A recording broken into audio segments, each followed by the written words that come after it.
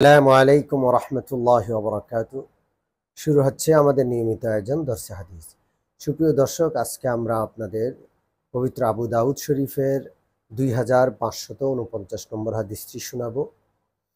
মাআরিফুল হাদিস দ্বিতীয় খণ্ডের 175 নম্বর পৃষ্ঠা হাদিসটি রয়েছে। হযরত আব্দুল্লাহ ইবনে জাফর রাদিয়াল্লাহু আনহু বর্ণনা করছেন, প্রিয় নবী সাল্লাল্লাহু আলাইহি ওয়াসাল্লাম একদিন এক ব্যক্তির বাগানে প্রবেশ করলেন। ওই ব্যক্তি আনসারী ছিল। ওই বাগানে একটি উট ছিল। উটটি যখন দয়ার নবী প্রিয় নবী মুহাম্মদুর রাসূলুল্লাহ সাল্লাল্লাহু আলাইহি ওয়াসাল্লামকে দেখল, সে কেঁদে উঠল এবং তার দু কপল বেয়ে, গাল বেয়ে, চোখ বেয়ে পানি পড়ছিল। আল্লাহ রসুল সাল্লাল্লাহু আলাইহি ওয়াসাল্লাম উটের কান্নার আওয়াজ শুনে চোখের পানি পড়ছে এটা দেখে আল্লাহর হাবিব সাল্লাল্লাহু আলাইহি ওয়াসাল্লাম তার নিকটে আসলেন এবং তার গায়ে হাত বুলিয়ে আদর করলেন। ফলে সে কান্না থামিয়ে দিল। আল্লাহ রসুল সাল্লাল্লাহু আলাইহি ওয়াসাল্লাম জিজ্ঞেস করলেন, এই উটটি কার? কার উট এটি?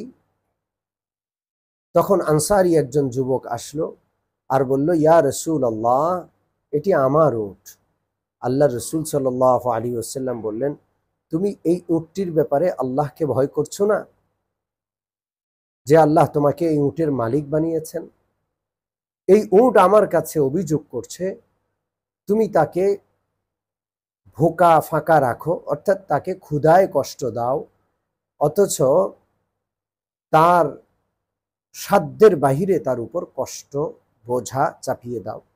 সাধ্যের বাহিরে, সাধ্যের অতিরিক্ত পরিশ্রম তার কাছ থেকে আদায় করো, আর পাশাপাশি তাকে পরিপূর্ণ পেট পুরে খাবার দাও না।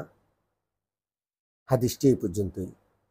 সুপ্রিয় দর্শক ও শ্রোতাবৃন্দ, প্রথম কথা হলো, উট রসুল্লাহর সাথে কথা বলা বা রসুল্লাহ উটের ভাষা বোঝা বা উট রসুল্লাহকে চেনা, দেখে কেঁদে ফেলা, এগুলো সব মুআজিজা, রসুল পাক সাল্লাল্লাহু আলাইহি ওয়াসাল্লামের মুআজিজা তথা অলৌকিক বিষয়, অলৌকিক ঘটনা।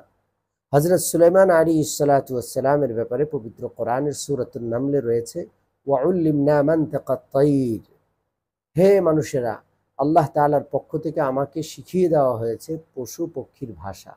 তো হযরত সুলাইমান আলাইহিস সালাতু ওয়াস সালাম যদি পশু পক্ষীর ভাষা বুঝেন, তো মুহাম্মদুর রাসূলুল্লাহ সাল্লাল্লাহু আলাইহি ওয়াসাল্লামও বুঝবেন, এটাই স্বাভাবিক। আর আল্লাহ তাআলা হয়তো সেই ক্ষমতা আল্লাহ রসুলকে অবশ্যই দিয়েছেন।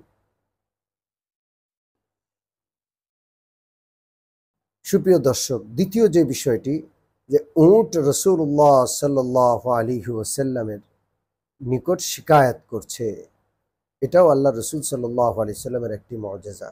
হাদিসের দ্বারা এই কথা বোঝা যাচ্ছে, মানুষকে তো কষ্ট দেয়া যাবেই না, পশু পক্ষীকেও বিনা প্রয়োজনে কোনো প্রকারের কষ্ট দেওয়া যাবে না। তাদের উপর জুলুম যেন না হয়, এই বিষয়টি আমাদের লক্ষ্য রাখতে হবে।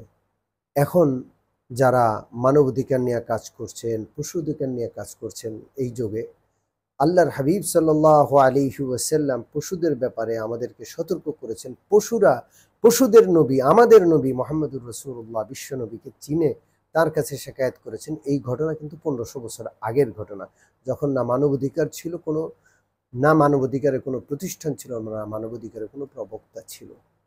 আল্লাহ রাব্বুল আলামিন আমাদের সকলকে ইসলামের দেওয়া বিধান মেনে মানুষের অধিকার আদায় করা, পশুদের অধিকার আদায় করা, গোটা সৃষ্টির অধিকার তাদের কাছে পৌঁছে দেওয়ার, তাদের প্রতি কোনো প্রকারের বাড়াবাড়ি করা থেকে নিজেদেরকে দূরে রাখার তৌফিক দান করেন। আমিন। আসসালামু আলাইকুম ওয়া রাহমাতুল্লাহি ওয়া বারাকাতুহু।